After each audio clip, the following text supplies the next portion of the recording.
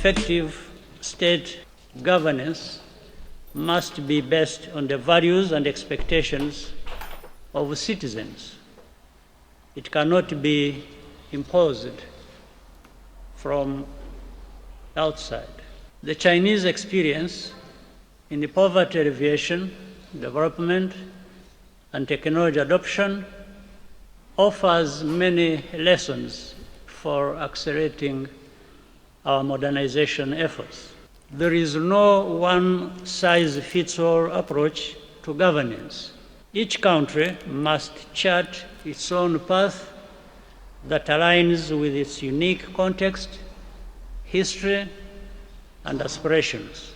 In the aftermath of the 1994 tragic history in our country, Rwandans had to rethink and reconstruct our country's economic, social, and political foundations, relying on homegrown solutions to address our challenges.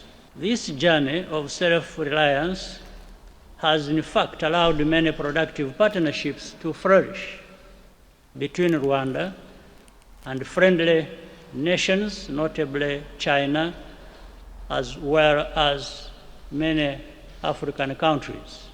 We are grateful for this steadfast support and collaboration, which manifests in many forms, including resource sharing, market access, and knowledge transfer.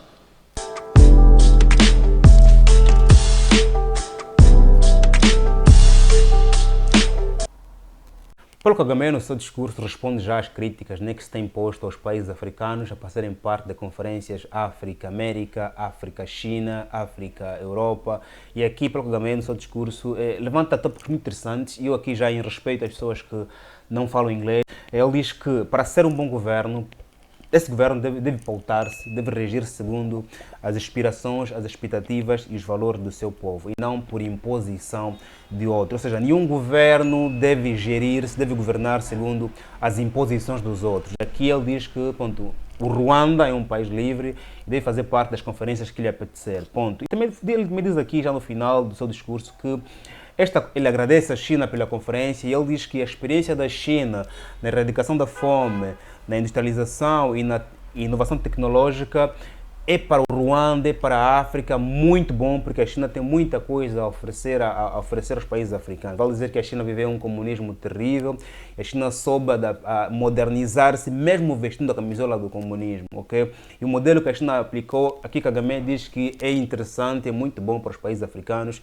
que também viveram países difíceis, momentos difíceis, e ele aqui menciona o 1994, o momento em que o Ruanda enfrentou aquele genocídio, e ele diz que o Ruanda está a reconstruir-se segundo, atenção, as soluções próprias. Nós, África, nós, Ruanda, nós estamos a reconstruir depois do genocídio de 94, mas estamos a nos reconstruir segundo as soluções locais, ou seja, problemas do Ruanda são particulares, são locais, logo as soluções também devem ser locais, vão ser locais.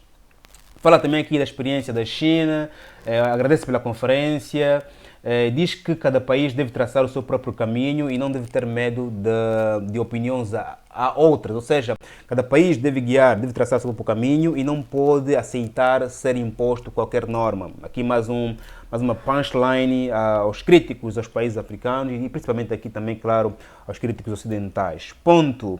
E quando ele diz que não pode ser imposto, quem é que tem imposto países africanos algumas coisas? São alguns parceiros europeus dos africanos, mas nada, porque não parece que exista um país africano que costuma impor a outros. Existe sim, enquanto organizações. A União Africana tem as suas imposições, a CEDEAO tem as suas imposições, a própria região do Sahel, que é agora a Aliança do Sahel, tem as suas imposições, os Grandes Lagos têm as suas imposições, portanto, os países do centro da África também, portanto, cada região africana tem sim as suas imposições, que é normal. Ponto.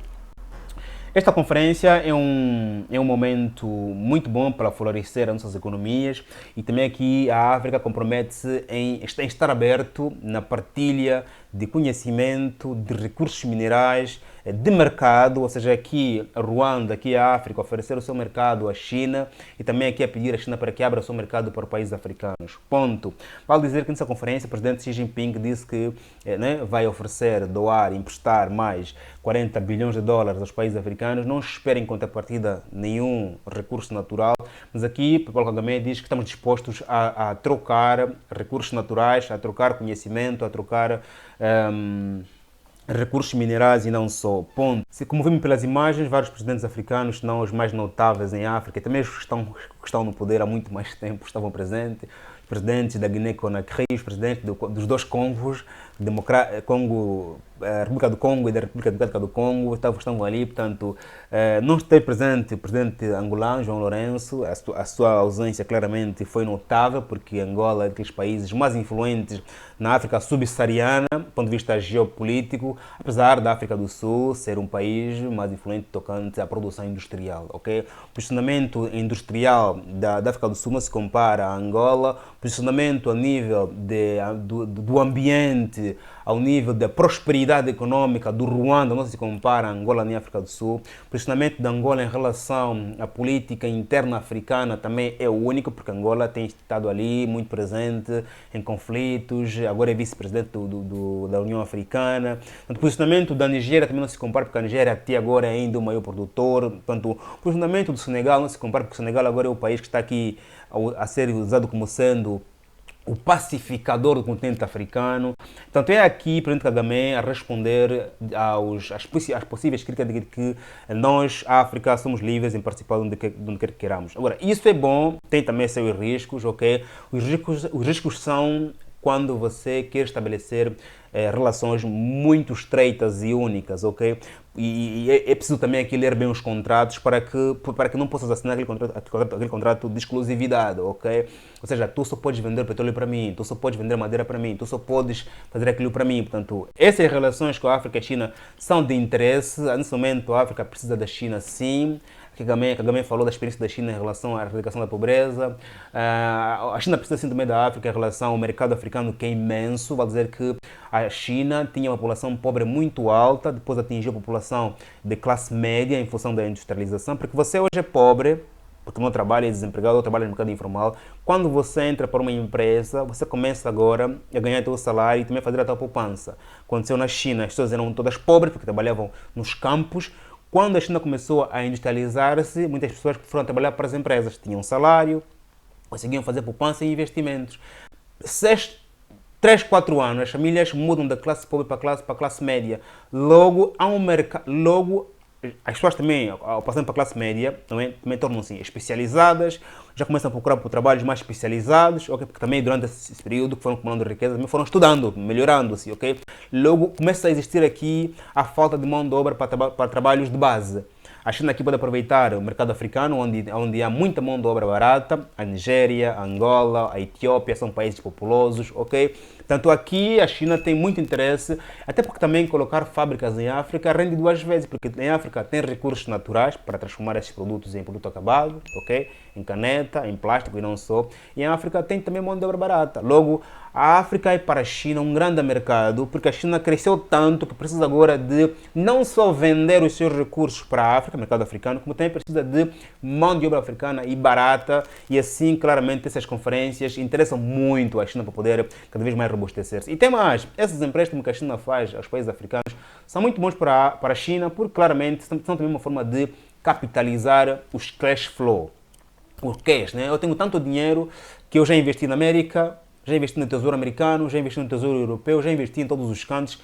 Preciso agora colocar mais algum sítio. Onde, África? Precisas de dinheiro? Quero. Está aqui. Vou capitalizar também os meus valores. Até aqui a China, claramente, a tornar-se cada vez mais rica, aproveitando das debilidades que existem em África. Também aqui a África, países mais sérios em África, como disse aqui o presidente Kagame, que nós precisamos de aproveitar da experiência da China em relação à erradicação da fome, à industrialização e também, claramente, o avanço tecnológico. Uma relação de win-win se todo o financiamento que a China der aos países africanos forem claramente aplicados em setores que a África realmente precisa. Porque se forem colocados em sacos vazios, em sacos azuis, claramente, é para a África aqui para Faz o like, subscreva, estamos juntos, até o próximo vídeo. Venha para a comunidade, este aqui é o teu lugar. Se você é uma pessoa que gosta de atualizar-se, gosta de economia, desenho pessoal, negócios, leitura e não só. Põe também aqui a tua marca, se tens uma marca ou tens um negócio. Esse lugar aqui é para ti, para publicitar aqui o teu negócio, para todos os dias ser visto por mais de 1000 pessoas aqui no canal. E por último, claramente, quero encontrar-te na comunidade e o link está aqui na descrição. Faz like, subscreva, até o próximo vídeo, família.